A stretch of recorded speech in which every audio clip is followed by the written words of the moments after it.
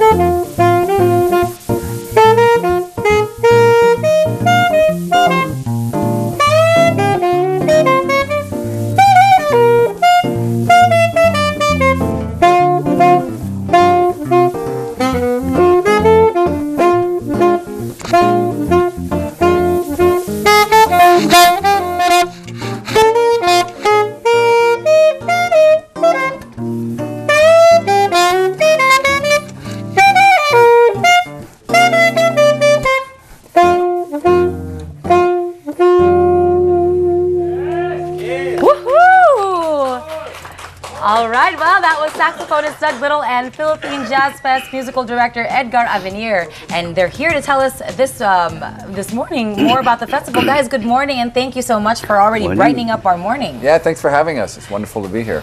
Well, sir, it's nice to have you back. Oh, thank you. Always around this time of the year. For 6 years now, the Philippine Jazz Festival has been going on, and it's really just continued to grow and become a bigger success. My first question will just go to Sir Edgar.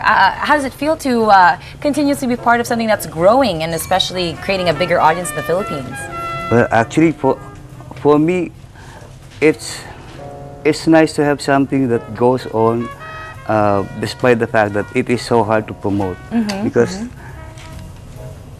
one thing is it's music, and it's nice to have a situation where music is appreciated. So, Sir, do you think, as Filipinos, we kind of get distracted sometimes by pop music, by other types of music, and we forget other genres like jazz that really kind of are the foundation and the inspiration of a lot of songs that are out there?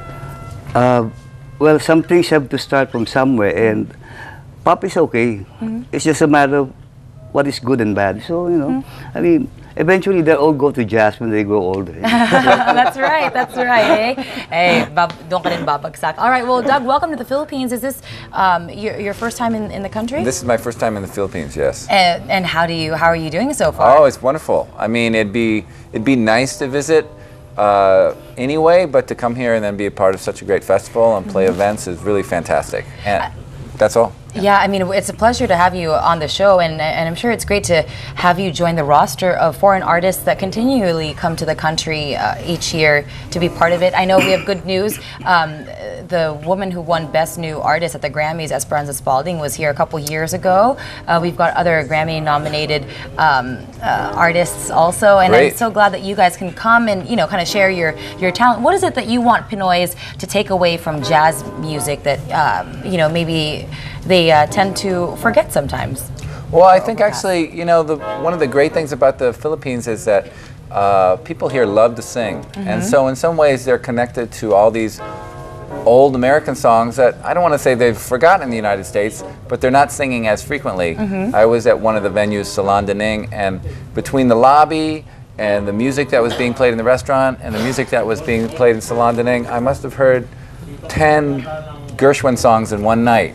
And so because people from the Philippines are so aware of these songs that they love to sing, that I think maybe what to take away is that when they go to listen to jazz, the musicians are often playing those songs or songs very similar and just improvising a little bit on the melody, being creative with it the way some people are creative doing karaoke, maybe in ways they don't want to be, but yeah. So I guess. But the roots find its way back. The roots are always back to jazz. Well, not always, but I mean the majority of jazz has a really beautiful story. This interaction between Broadway show writers who would write a song, which would then be interpreted by African American singers, and then it would go worldwide.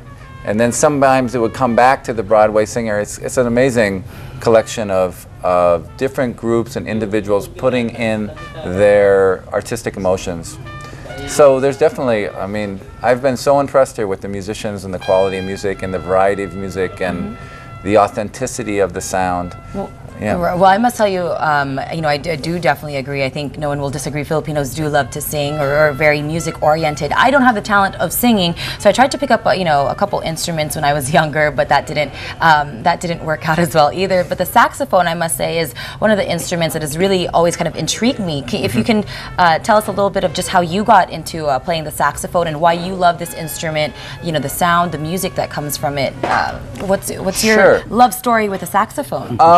Well, when I was younger, I just really wanted to play this, just a saxophone. It wasn't part of the program at school, and for whatever reason, I just had it in my head that I wanted to play the saxophone. And I think that sometimes that's the best reason to do something, is just because you want to. And not everything needs to have an explanation. So I just wanted to. I think the reason is it's such a unique combination of facility and one is able to play very rapidly, but at the same time it can be very expressively.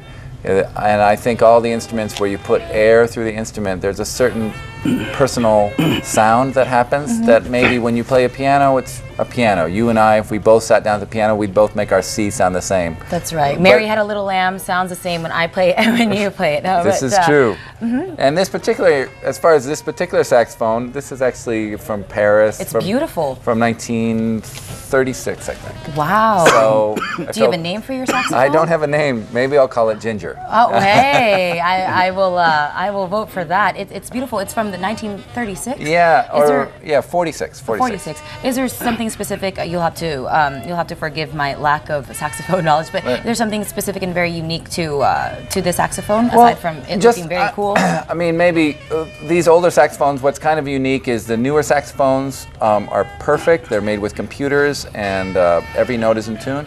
These older saxophones, some of the notes are out of tune, but yes, there's a certain kind of magic that went into making it. Sort of like there's something in the imperfect act that they made it back in the 40s and 50s that somehow can't be recreated with the perfectionist of computers. I guess the one thing that I never really realized about the saxophone until I started really playing it is it's not like the trumpet where all the sound comes out of the bell. Might be interesting for your viewers. The sound kind of comes from everywhere. So when I perform in a recording studio, usually there's one microphone here and then one over there and one over there. So the saxophone, when one plays, the sound is sort of coming out like a cloud as opposed to a laser beam. Well, I think that's one of the reasons. I mean, aside from its, you know, the way that it looks and the sound that you hear from it, from just a viewer's perspective, it's why the saxophone has always kind of intrigued me. It's a beautiful instrument, and it's just one of the instruments that I'm sure we're going to see. You guys have been going around since earlier this month. Yeah. Isn't that right, sir? You've gone to campuses. But this week I saw, from February 12th to 19th, some of our friends are in Boracay. Maybe they're watching us from the beach, but we make it over. Aside from the other tours that you guys have been doing, what else can we expect, or where else can people find you? We'll be having some events in Greenbelt 3, and Mr. Doug will be playing there too, and some of the embassy bands. And then, by the way, we have also the 3 main shows On February 25, we have foreplay. And then February 26, we have Mystery Saturn. And then February 27, we have Hubert Loss. These are the good acts that we have. Yeah, those are the big incredible. ones. So definitely, I know February 25th is a really big day. I would love to be a part of that. I am going to be out of town then, but definitely for our viewers, is there a website that everyone can log on to just so they know the schedule and the times and the places? Okay. Yeah, you can get all the details of the concerts and everything else about the artists, about the what do you call this, other events at www.tijazzfest.com. Awesome. All right, Sir Edgar. Doug, welcome to the Philippines. I hope you have a great time while you're here. No, I am. I'm going to play Monday at Greenbelt 3 at 8 p.m. So, but yeah, I'm having a great time here in the Philippines. It's fantastic, everything. Awesome. Well, it's nice to meet you, Ginger. I'm gonna cling on to that. This is not. We're gonna hear a little bit more from you guys, I was right? going to play a little bit more just to put everybody in the beach mood. Wonderful, wonderful. Ginger, take it away. No, I'm just kidding.